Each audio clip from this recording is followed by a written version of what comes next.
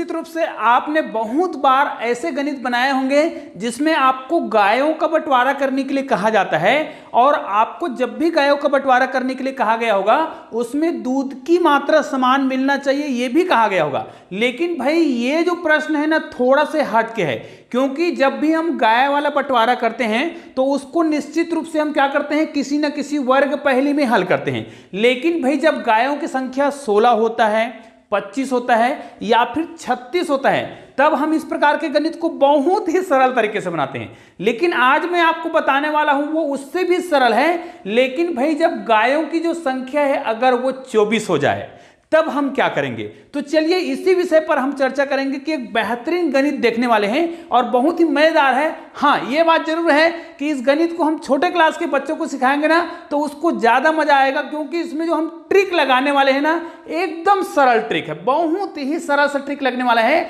और ये ट्रिक का आइडिया मुझे कहां से आया उसको मैं बताऊंगा वीडियो के लास्ट में। उससे पहले आपको क्या करना होगा, वीडियो को पूरा देखना पड़ेगा। इसलिए मैंने पहले से लिख रखा है भाई, पहेली तो है, ये गणित का पहेली तो है, लेकिन थोड़ा सा अजीब टाइप का है और बहुत ही सरल भी है, और आपको इसको जानना बहुत जरूरी है। जी हाँ दोस्तों, इस प्रकार के जो नियम होते हैं ना उसको जानना बहुत जरूरी है। और छोटे बच्चों को जब आप ये नियम बताते हैं ना तो बच्चे खुश हो जाते हैं। निश्चित रूप से आपको भी लगता है कि वास्तव में ये तो बहुत ही मजेदार ट्रिक है, तो इस वीडियो को अधिक से अधिक शेयर जरूर कर दीजिएगा। और हाँ, इसको आप छोटी संख्याओं के लिए, बड़ी संख्याओं के लिए, कम संख्याओं के लिए या फिर ज्यादा संख्याओं के लिए भी लागू कर सकते हैं। अब गणित में आप सभी जानते हैं कि सम संख्या और विषम संख्या, ये दो चीजें हैं जिनके बारे में आपको जानना होगा, और आज मैं सम संख्या से लेकर के इस गणित को बताने वाला हूं। तो चलिए आज का जो अजीब गणित है उसको हम बनाते हैं। देखिए, आपको मैं ये तो बता ही चुका हूं कि मान ले जाए 6 भाई है। ध्यान दीजिएगा, इस गणित को आप ध्यान से सुनते रहिएगा।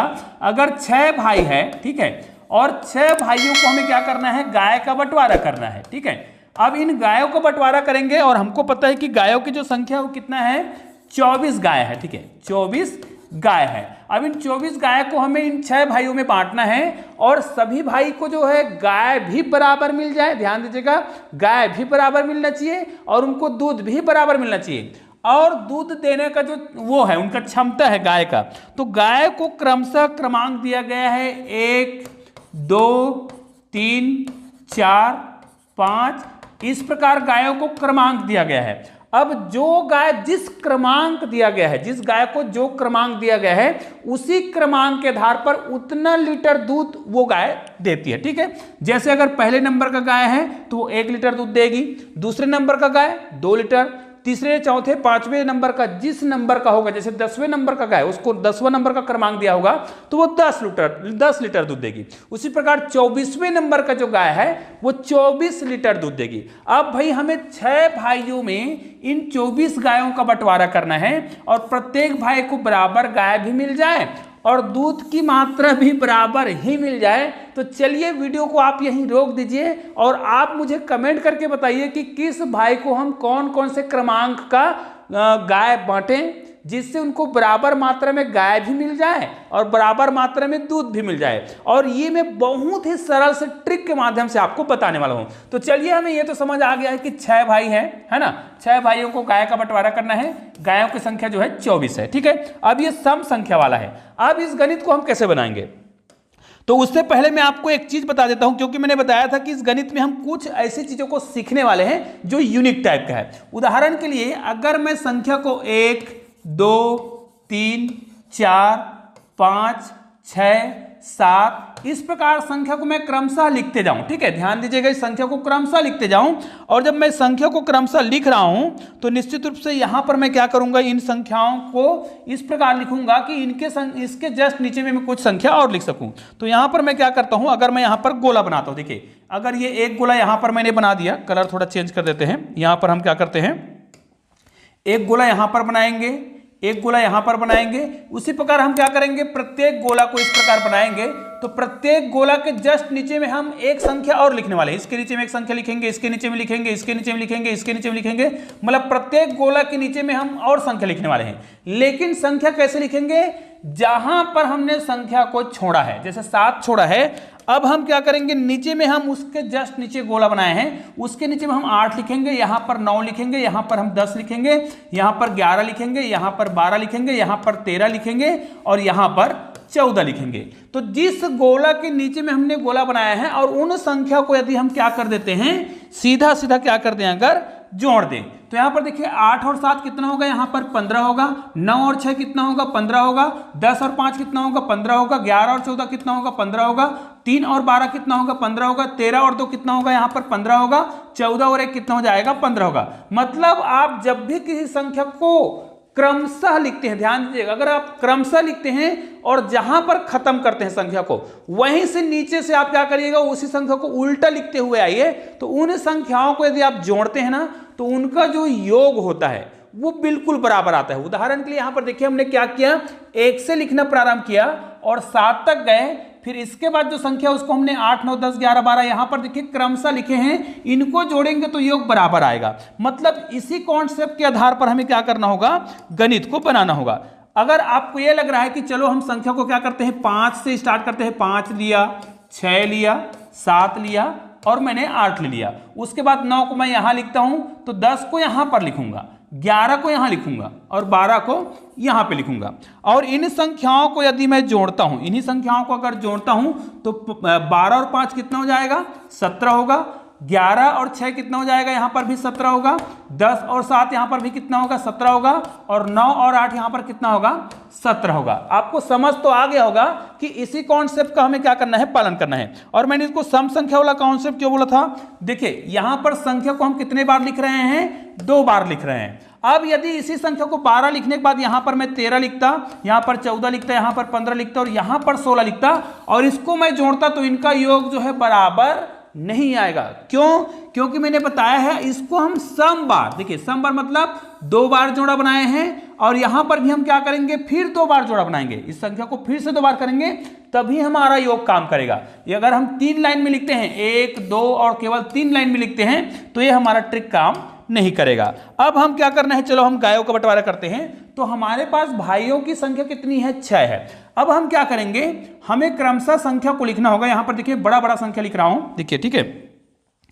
यहां पर हम लिखते हैं पहले लाइन के लिए, मान लीजिए पहला भाई है 1, 2, 3, 4, 5, ठीक है, और ये 6। हमारे पास 6 भाई हैं। अब इन 6 भाइयों के लिए हमें क्या करना है, इस प्रकार देखिए हमें समझ तो आ गया है कि हम 6 भाइयों के लिए बंटवारा कर रहे हैं। तो बंटवारा हम इसी प्रकार करेंगे, पहले भाई को 1 नंबर का गाय मिलेगा, दूसरे भाई को 2 नंबर का गाय मिलेगा, उसी प्रकार 6वें नंबर के भाई को 6 नंबर का गाय मिलेगा।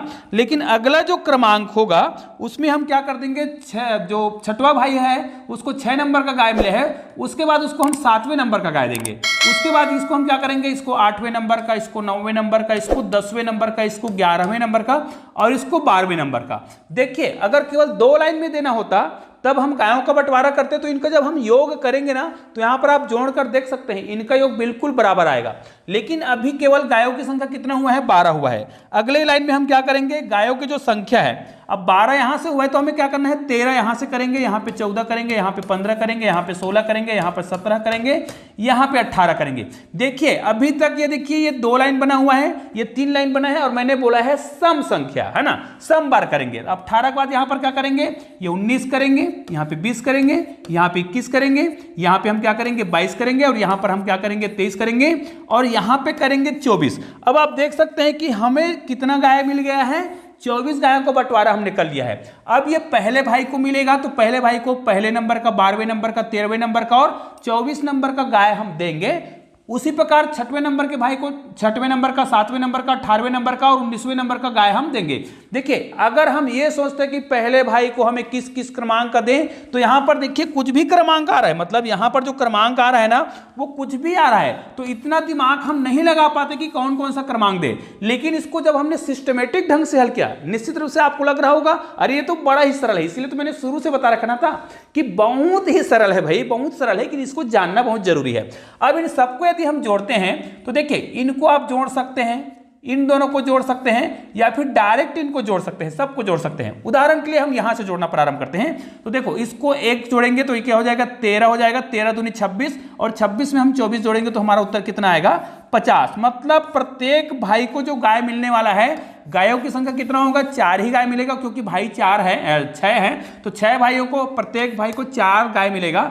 और उसको जो गाय जो मिलेगा उसके आधार पर उसको कितना लीटर दूध मिलने वाला है 50 लीटर। अब सभी भाई को 4 गाय मिलना चाहिए, जो कि दिख रहा है ये पहले भाई का, दूसरे सभी को तो 4 गाय मिल रहा है, लीटर भी बराबर होना चाहिए।